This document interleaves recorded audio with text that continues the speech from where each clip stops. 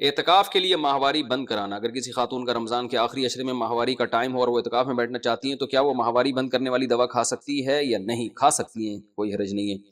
قرآن پورا کرنے کے لیے حالت حیض میں قرآن پڑھ سکتے ہیں؟ میرا قرآن ختم ہونے میں 3 پارے رہ گئے ہیں، پیریڈ شروع ہو گئے ہیں۔ میں نے ایک کلپ میں سنا تھا کہ حیض کی حالت میں قرآن پڑھ سکتے ہیں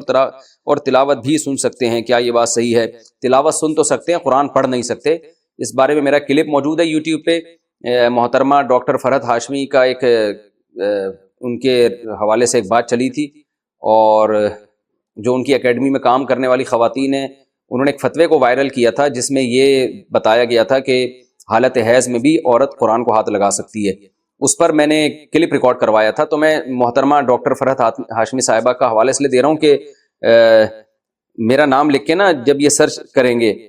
تو اس پہ وہ کلپ آپ کے پاس آ جائے گا، تو اس میں پہلے پورا مدلل اس پر میرا بیان ہے دلائل کے ساتھ کہ حالت حیض میں عورت قرآن کو ہاتھ نہیں لگا سکتی۔ مقصد خدا نخواستہ ڈاکٹر فرحت ہاشمی صاحبہ پر تنقید کرنا نہیں ہے کہ علمی مسئلے میں ان سے اختلاف کرنا ہے، اور مجھے یہ یقینی بھی معلوم نہیں ہے کہ ڈاکٹر فرحت ہاشمی صاحبہ کی رائے کیا ہے اس بارے میں۔ کسی نے مجھے بتایا تھا کہ ان کی یہ رائے ہے اور وہ اس کو پروموٹ کرتی ہیں کہ حالت حیض میں عورت قرآن کو ہاتھ لگا سکتی ہے، تو اس پر میں نے دلائل سے ایک بات ریکارڈ کروائی تھی، وہ آپ سرچ کر لیں۔ قطع نظر اس سے کہ باقی ڈاکٹر فرحت ہاشمی ایسا کہتی بھی ہیں کہ نہیں کہتی، واللہ عالم۔ باقی ڈاکٹر فرحت ہاشمی صاحبہ کا جو ایک کام ہے ماشاءاللہ قرآن کی خدمت کے حوالے سے، اس کا میں بہرحال معترف ہوں۔ اچھا، ناپاکی میں قرآن کی آیت پڑھنا، یہ سوال پوچھا ہے، یہ پوچھنے والے نے نام ہی نہیں لکھا۔ کیا ناپاکی کی حالت میں قرآن کی آیت پڑھ کر دعا کر سکتے ہیں یا نہیں؟ نیز بغیر وضو کے قرآن کی آیت پڑھ سکتے ہیں یا نہیں؟ بغیر وضو کے تو بہرحال قرآن پڑھ سکتے ہیں، البتہ ناپاکی کی حالت میں قرآن کی تلاوت جائز نہیں ہے۔ البتہ قرآن کی وہ آیتیں جن میں دعا کا عنصر پایا جاتا ہے، دعا کے میننگ پائے جاتے ہیں،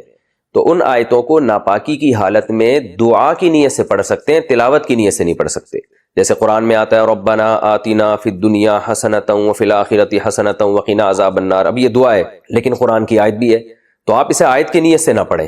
ناپاکی کی حالت میں دعا کی نیت سے آپ پڑھ سکتے ہیں۔ اسی طرح آیت الکرسی ہے تو یہ قرآن کی آیت، لیکن اگر آپ ناپاکی کی حالت میں یعنی جنابت میں یا حیض و نفاس کی عورت اگر ہے تو حیض و نفاس کی حالت میں آیت الکرسی قرآن کی تلاوت کی نیت سے نہ پڑھے، ہاں وہ بطور دم کے، بطور رقیہ کے، بطور وظیفہ کے پڑھ سکتی ہے وہ۔ اسی طرح سورہ فلق، سورہ ناس ہے، آپ دم کرنے کے لیے تو پڑھ سکتے ہیں، تلاوت کی نیت سے نہیں پڑھ سکتے آپ۔ ایام میں منزل پڑھنا، کیا مخصوص ایام کے دوران منزل پڑھ سکتے ہیں؟ حفصہ صاحبہ کراچی سے۔ دیکھیے قرآن مجید کی تلاوت نہیں کی جا سکتی خواتین اپنے مخصوص ایام میں، کیونکہ ناپاکی کی حالت ہوتی ہے، ناپاکی کی حالت میں قرآن کی تلاوت جائز نہیں ہے۔ آج کل بعض علماء کہتے ہیں کہ ناپاکی کی حالت میں آپ قرآن کو ہاتھ بھی لگا سکتے ہیں، پڑھ بھی سکتے ہیں، تو اس کے میں نے جواب پہ ایک کلپ ریکارڈ کروایا ہے، وہ آپ گوگل پہ سرچ کریں تو وہ اس میں نے دلائل دی ہیں کہ یہ جائز عمل نہیں ہے۔ رہا یہ مسئلہ کہ منزل پڑھی جا سکتی ہے یا نہیں، تو دیکھیں قرآن کی وہ آیتیں جن میں دعا کا بھی عنصر ہے یا رقیہ کا پہلو بھی ہے، رقیہ کہتے ہیں دم کرنا جنات یا آصف وغیرہ سے بچنے کے لیے، جیسے سورہ فلق اور سورہ ناس ہے۔ اب یہ قرآن کی آیتیں تو ہیں لیکن یہ رقیہ بھی ہے، رقیہ کا مطلب جھاڑ پھونک کے طور پہ بھی استعمال ہوتی ہے، تو اس طرح کی جو آیتیں ہیں یا جن میں دعا کا عنصر ہو، جیسے ربنا آتنا فی الدنیا حسنہ، یہ دعا ہے، تو رقیہ کے متعلق آیتیں کون سی ہیں؟ جیسے آیت الکرسی ہے، اور سورہ بقرہ کا آخری رکوع ہے، حدیث میں آتا ہے رات کو پڑھ کے اس کو یعنی رات کو اس کی تلاوت کرنی چاہیے، بطور رقیہ کے ہے یہ۔ سورہ فلق اور سورہ ناس ہے، یہ چاروں قل ہیں، یہ بھی بطور رقیہ کے یعنی دم کے طور پر کیے جاتے ہیں، تو یہ تو رقیہ سے متعلق آیتیں ہو گئیں۔ یا وہ آیتیں جن میں سحر کا تذکرہ ملتا ہے، جیسے قرآن مجید میں آتا ہے قال موسیٰ ما جئتم بہ السحر ان اللہ سیبطلہ ان اللہ لا یصلح عمل المفسدین۔ حضرت موسیٰ علیہ السلام نے جادوگروں سے فرمایا کہ تم جو کچھ لا رہے ہو نا یہ جادو ہے، اللہ اس کو باطل کر دے گا۔ تو کسی پر جادو ہو تو یہ پڑھ کے دم کرنے سے فائدہ ہوتا ہے، تو کیونکہ اس میں جادو کا مضمون ہے، تو قرآن کی وہ آیتیں جن میں آصیب کا علاج کے طور پر پڑھی جاتی ہوں یا ان میں جادو کا کوئی پہلو ملتا ہو، تو ان آیتوں کو، اسی طرح وہ آیتیں جن میں دعا ہو، جیسے رب اجعلنی مقیم الصلاۃ والی دعا ہے، ربنا آتنا والی دعا ہے، رب اغفر وارحم وانت خیر الراحمین والی دعا ہے، تو یہ دو قسم کے مضامین جن آیتوں میں ہوں گے، تو ان آیتوں کو اگر آپ تلاوت کی نیت سے نہیں پڑھ رہے بلکہ دعا یا رقیہ کی نیت سے پڑھ رہے ہیں تو اس کے لیے باوضو ہونا بھی ضروری نہیں ہے اور حالت جنابت سے پاک ہونا بھی ضروری نہیں ہے۔ تو حالت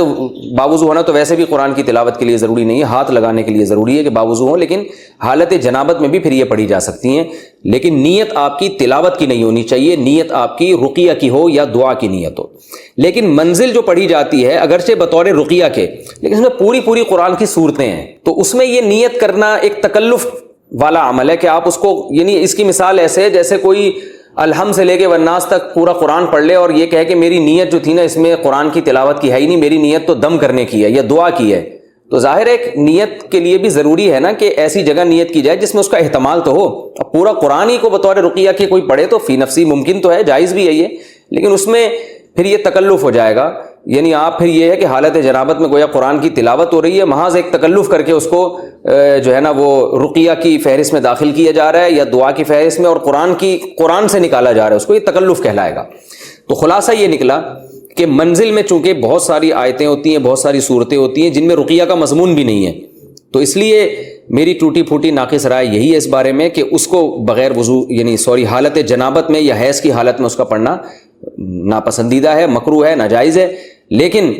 ویسے اگر قرآن مجید میں کوئی آیت ہو یا کوئی صورت ہو جو بطور رقیہ پڑھی جاتی ہو، اس کا معمول ہو، اور احادیث سے یا جو ہے نا امت کے عمل سے اس کا رقیہ ہونا ثابت ہو یا تجربے سے ثابت ہو، تو وہ آپ حالت جنابت میں بھی پڑھ سکتے ہیں۔ لیکن منزل میں بڑی بڑی لمبی لمبی صورتیں ہیں، وہ پورا قرآن ہی ہوتا ہے تو وہ یہی ہے کہ آپ قرآن کی تلاوت کر رہے ہیں حالت جنابت میں، تو اس میں یہ نیت کرنا کہ رقیہ ہے، یہ تکلف معلوم ہوتا ہے، تو اس لیے منزل نہیں پڑھنی چاہیے حالت جنابت میں۔ ویسے آیت الکرسی ہے یا سورہ بقرہ کی آخری آیتیں ہیں یا چاروں قل ہیں یا اس طرح کی وہ آیتیں جن میں دعا کا مضمون ہو یا رقیہ کا مضمون ہو، تو ان آیتوں کو حالت جنابت میں بھی پڑھا جا سکتا ہے، بشرطے کہ ان آیتوں کی تلاوت میں تلاوت قرآن کی نیت نہ ہو بلکہ دعا کی یا رقیہ کی نیت ہو۔ حیض کے دوران ترجمہ قرآن پڑھنا یا چھونا، کیا حیض کی حالت میں قرآن پاک کا ترجمہ پڑھ سکتے ہیں اور اسے چھو سکتے ہیں؟ قرۃ العین گجرات سے۔